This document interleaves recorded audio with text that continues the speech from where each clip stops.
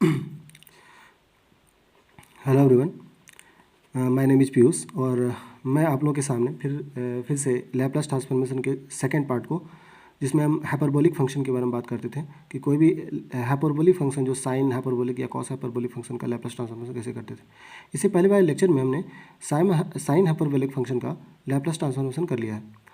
तो आप एक बार उस वीडियो को देख सकते हैं और आई होप कि आपको अच्छे से समझ में आएगा। ठीक है, तो इसी तरीके से अब हम लोग कॉस हाइपरबोलिक फंक्शन का आज हम लैप्लास ट्रांसफॉर्मेशन करने वाले हैं। ठीक है, तो हम पहले बताए थे कि इसमें कुछ इसी तरीके के कुछ की कॉन्सेप्ट का यूज़ करने वाले हैं। ठीक है, तो हम देखेंगे कि अभी कॉस हाइपरबोलिक फंक्शन का जो हम मतलब उसका जो लैप्लास ट्रांसफॉर्मेशन करेंगे, ठीक है, तो वो इसी की कॉन्सेप्ट से हम निकालेंगे।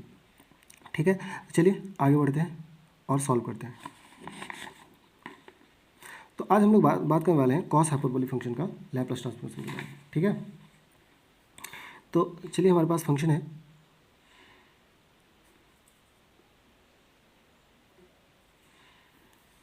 हमारे पास लैप्लास ट्रांसफॉर्मेशन करने वाले हैं। तो इससे पहले हम कॉस हाइपरबोलिक फंक्शन के कुछ कॉन्सेप्ट को जान लेते हैं। ठीक है, तो कॉस HAT इसका, तो सबसे पहले इसको हम किस में कन्वर्ट करेंगे, एक्सपोनेंशियल फंक्शन के टर्म में। ठीक है, तो यहाँ पे देखिए एक्सपोनेंशियल फंक्शन के टर्म में यदि हम इसको कन्वर्ट करेंगे तो ये होता है EAT plus E of -AT/2।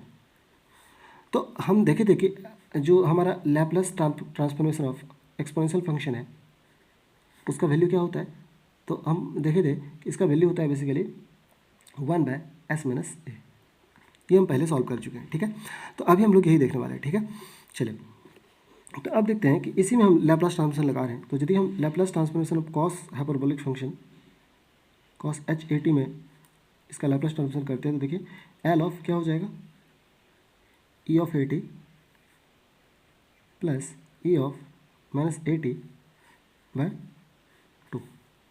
ठीक है, तो अब देखिए यदि हम इसका लैप्लास करते हैं तो ये हमारा क्या हो जाएगा कॉस HAT, ये तो वैसे ही रहेगा। ठीक है, और यहाँ पे हम क्या करते हैं 1/2 को सेपरेट कर देते हैं। यदि 1/2 को सेपरेट कर देते हैं तो ये वैल्यू क्या हो जाएगा, ये हमारा हो जाएगा L of EAT plus E of -AT हो गया। चलिए अब फिर से हम इसको सॉल्व करते हैं तो ये वैल्यू क्या हो जाएगा 1/2 और लैप्लास को अंदर कर देते हैं ये L ऑपरेटर को।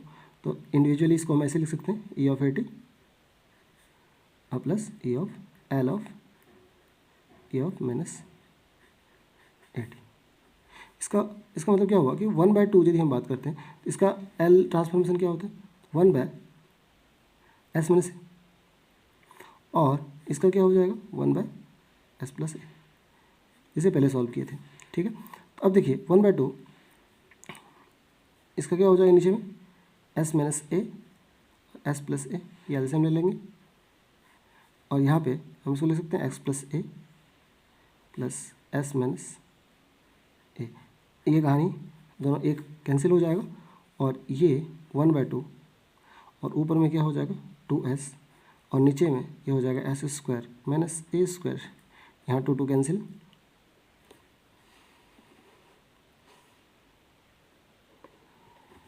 ठीक है, तो सॉरी यहाँ बीच में मतलब यहाँ देखिए फिर हम सॉल्व करते हैं इसको।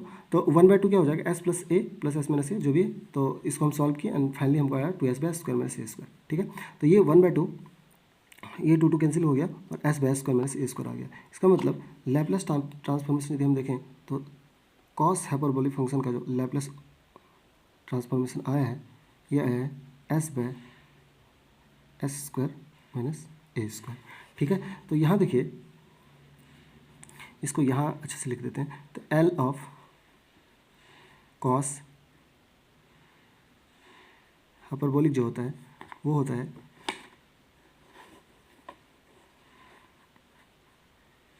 s/s² -a²। तो ये आप लोगों को याद रखना है।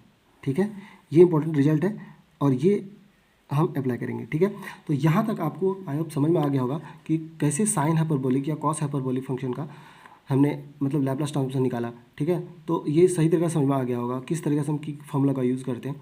तो मेरे ख्याल से आपको कोई डाउट नहीं होगा। तो आई होप कि सही से समझ में आ गया होगा।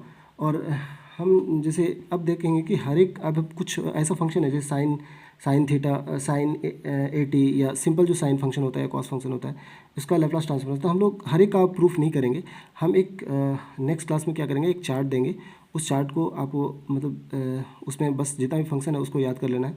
इसके बाद फर्दर हम जो अब क्वेश्चन बनाएंगे लैप्लास ट्रांसफॉर्मेशन का, तो उसी फॉर्मूला का हम यूज़ करके फिर आगे फर्दर इसको सॉल्व करेंगे। तो आई होप कि ये समझ में आ गया होगा। और यदि किसी भी तरीक़ा से डाउट हो या कहीं पे भी आपको प्रॉब्लम समझ में नहीं आया तो प्लीज़ आप हमसे पूछ सकते हैं कोई किसी भी तरीक़ा से। और ये भी कि यदि आपको कौन सा नेक्स्ट चैप्टर पढ़ना है ये भी हमको आप बता सकते हैं, तो हम वो मतलब चैप्टर को सही तरह से एनालाइज कर पाएँ। तो आई होप कि आपको समझ में आ गया होगा और थैंक यू फॉर वॉचिंग।